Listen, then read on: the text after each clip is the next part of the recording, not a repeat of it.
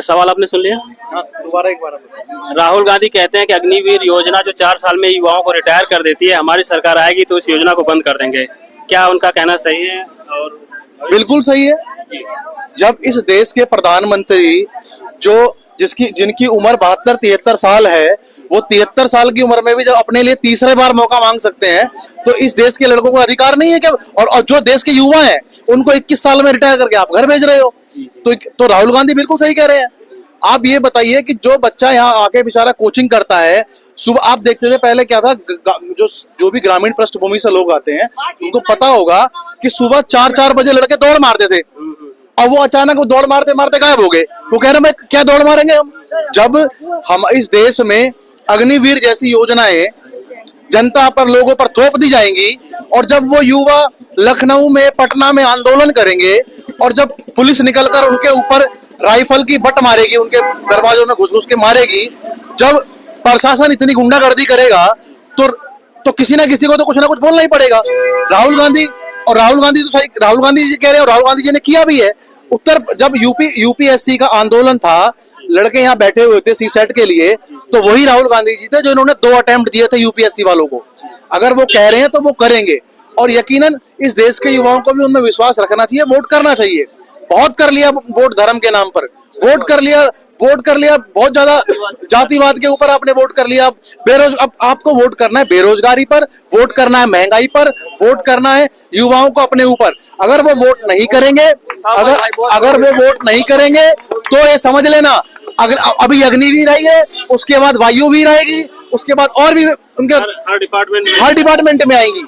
और देखिए, यहाँ पर जितने लोग तैयारी करने आते हैं, कोई अनिल अंबानी की औलाद नहीं है, कोई अंडानी की औलाद नहीं है, सारे गरीब घर से आते हैं, जो 40-50 हजार रुपए की जॉब के चक्कर में लगे रहते हैं, वो लोग यहाँ पर आते हैं। एक आपने कभी सोचा यहाँ पर किसी एमएलए का, किसी विधायक का, किसी मंत्री का, किसी अध्यक्ष का, किसी प्रदेश अध्यक्ष का बेटा यहाँ तैयारी करने आया हो? नहीं होगा। आपने सुना होगा वो ऑक्सफोर्ड गए हैं, वो कहीं और गए हैं, वो वहां गए हैं। लेकिन अगर राहुल गांधी जी कह रहे हैं तो राहुल गांधी जी में आप लोगों को विश्वास करना पड़ेगा, और इस देश के युवाओं को भी करना पड़ेगा, क्योंकि भारतीय जनता पार्टी को तो आपने 3 मौका दे लिया। ना 2 करोड़ रोजगार मिला किसी को, ना 15 लाख खाते में मिले किसी को, ना महंगाई कम हुई। अब एक बात देखिए आप, अब महंगाई चरम पर है, ठीक है? इस देश में 70 साल लगे पेट्रोल को 70 रुपए पहुंचने में, लेकिन 10 साल लगे केवल 101 रुपए पहुंचने में। इस देश में सीएनजी को 55 रुपए पहुंचने में 70 साल लगे, लेकिन 89 रुपए पहुंचने में केवल 10 साल लगे। इस देश में डीजल 70 साल में डीजल पहुंचा 52 रुपए में, लेकिन 10 साल में पहुंच गया केवल और केवल 90 रुपए पर। तो इस देश में महंगाई चरम पर पहुंच रही है। आप देश के युवाओं को बांट रहे हो धर्म पर, राम के नाम पर आप वोट मांग रहे हो। इस देश में राम के नाम पर नहीं, वोट काम के नाम पर मांगिए आप। लोग आपको मंदिर मस्जिद करने के लिए वोट नहीं दिया था नरेंद्र मोदी जी को। नरेंद्र मोदी जी को वोट दिया था तो वो 2 करोड़ बेरोजगारी के लिए, रोजगार देने के लिए। नरेंद्र मोदी जी को 15 लाख बोले थे खाते में देने के लिए, ठीक है? खाते में पैसा देने के लिए लोगों को लाइनों में और लगा दिया। काला धन लेकर आएंगे, काला धन छोड़िए, अपना जो बीजेपी के लोगों के पास जो काला धन था उसे डालकर व्हाइट और कर लिया उन लोगों ने। तो ये विश्वास रखिए, और देश के युवाओं को राहुल गांधी का साथ देना चाहिए, और इंडिया अलायंस को वोट करना चाहिए। Vote for Congress. 2024 के 3 चरण के चुनाव हो चुके हैं, किसका पलड़ा भारी लग रहा है इस समय? देखिए, यकीनन इस समय जो पलड़ा भारी है वो कांग्रेस और इंडिया अलायंस का है, क्योंकि अगर पलड़ा भारी नहीं होता तो नरेंद्र मोदी जी धर्म की राजनीति तो नहीं करते ना।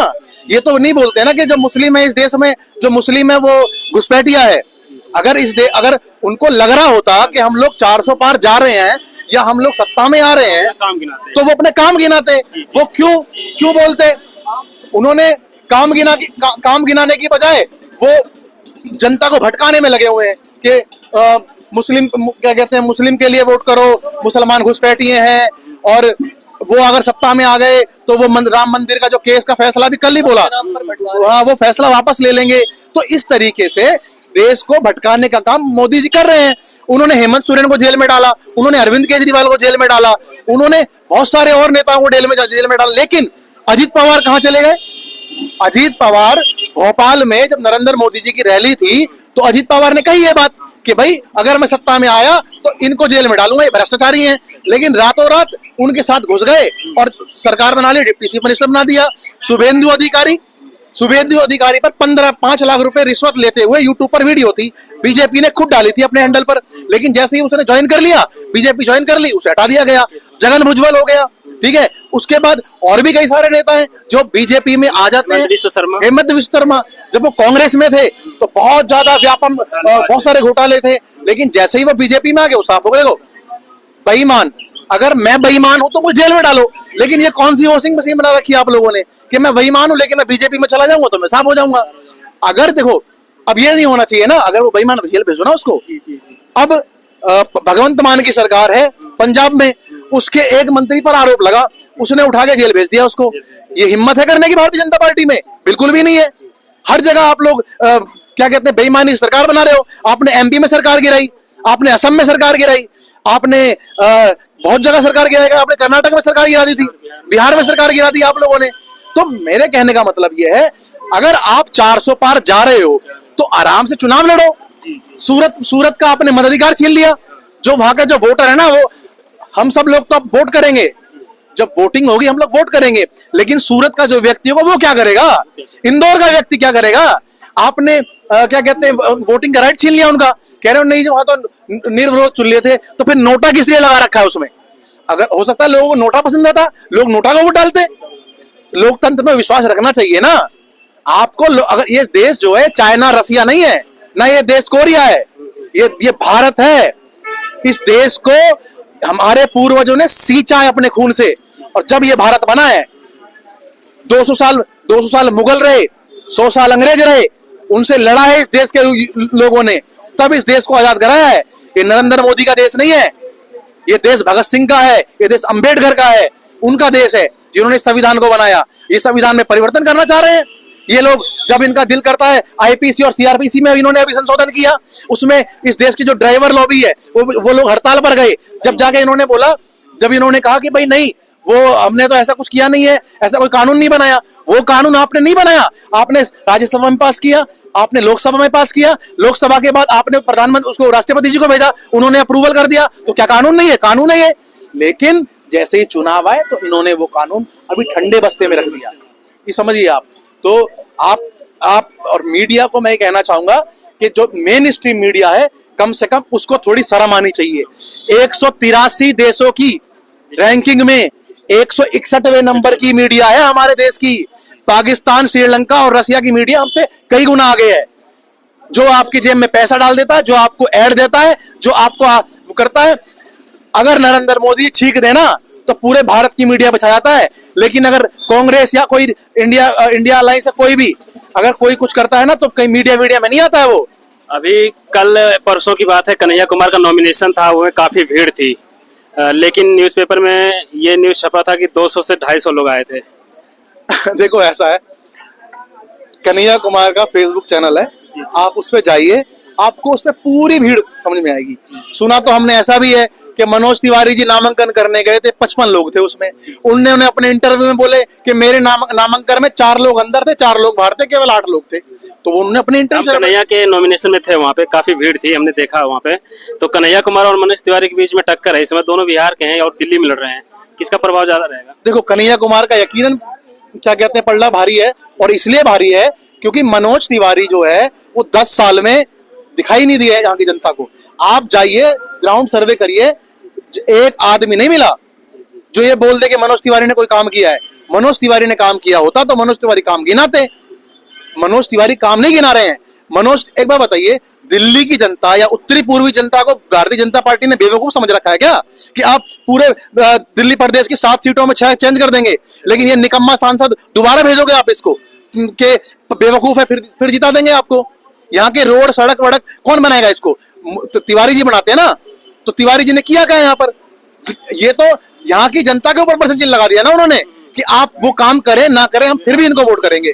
तो कन्हैया कुमार इस बार अच्छे मतों से जीतेंगे, बहुत बढ़िया तरीके से जीतेंगे, क्योंकि वो ना तो वो गाते हैं, ना वो बजाते हैं, ना वो कुछ करते हैं। अधिकतर गाने तो अश्लील गाए हैं मनोज तिवारी जी ने, ये तो आप समझ लीजिए। तो ये, और पढ़ा लिखा लड़का है कन्हैया कुमार, जेएनयू से निकला है, और अच्छा क्या कहते हैं रिजल्ट मिलेगा। और दूसरी बात, काफी लोगों के मन में ये चीज रही है कि यार अब तो मीडिया की बात, मीडिया के लोग कह रहे होंगे कि टुकड़े टुकड़े गैंग के बारे में आरोप लग रहे होंगे। तो भाई साहब मैं आपको बता दूं, जहां उनका केस गया था जिस कोर्ट में, उस कोर्ट ने जांच किया और जो रिकॉर्डिंग थी वो उस रिकॉर्डिंग को फर्जी पाया। उसके बाद उन्हें कुछ दिनों के लिए बेल पे रखा, उसके बाद बरी कर दिया। तो इस देश में सर्वोच्च न्यायालय, उच्च न्यायालय बचा हुआ है। तो कृपया कर करके भारतीय जनता पार्टी की आईटी सेल पर और व्हाट्सएप यूनिवर्सिटी पर विश्वास ना करें, खुद जाने पहचाने उसके बाद वोट करें। मनोज तिवारी के क्षेत्र में हम लोग गए थे, हमने पूछा तो लोग कह रहे हैं मनोज तिवारी ने 10 साल में कुछ नहीं किया, लेकिन जो वोट है वो मोदी के नाम पे पड़ेगा। अगर यहाँ पर टाटा एनडीपीएल की लाइट आती है, ठीक है, टाटा पावर की, अगर लाइट भागेगी तो हम लोग जाकर के तो क्या कहते हैं, टाटा पावर का जो नियर कार्यालय होगा वहां जाएंगे ना, है उसको क्या कहते हैं, टाटा, उसको टाटा फोन करके तो नहीं बोलेंगे ना कि भाई साहब लाइट चली गई, आ जाइए। तो उसी प्रकार अगर यहाँ पर रोड टूटे होंगे, सड़क जर्जर होंगी, और भी यहाँ पर केंद्रीय विद्यालय बनाना चाहिए था उनको, या जो लॉ एंड ऑर्डर की सिचुएशन है वो हैंडल करनी चाहिए थी, तो वो तो कौन करेगा? ये मनोज तिवारी जी करेंगे ना, मोदी तो नहीं करेंगे ना। तो भाई साहब इस बात को समझना होगा, मोदी जी के नाम पर वोट मत करिए। स्थानीय जो आपका सांसद है, लोकल सांसद, जैसे अपने यहाँ प्रधान का चुनाव होता है ना कि यार इसने क्या क्या काम किए, उसी हिसाब से आप निश्चित करिए कि कौन किसने कितना काम किया है, नहीं किया है, जनता के बीच में रहा है, नहीं रहा है, आपके स्थानीय मुद्दों को उठाया है, नहीं उठाया है, उसके बाद ही आगे बढ़िए। और कोई किसी को भी सोच समझ कर वोट करना। और मैं तो कहूंगा बहुत हो गए 10 साल, इस बार कन्हैया कुमार को और कांग्रेस को वोट करें। इस समय हम मौजूद हैं मुखर्जी नगर में। दिल्ली का ये Mukherjee Nagar area competitive exam के लिए मशहूर है। यहाँ पे लोग दूर दराज से आते हैं, अपना एग्जाम देते हैं, तैयारी करते हैं। हमने अग्निवीर योजना के बारे में बात किया, हमने लोकसभा चुनाव 2024 के बात किया, हमने कन्हैया कुमार और मनोज तिवारी जी के बारे में बात किया। नमस्कार, मैं हूँ देवेंद्र कुमार, TNI हिंदी के लिए, दिल्ली।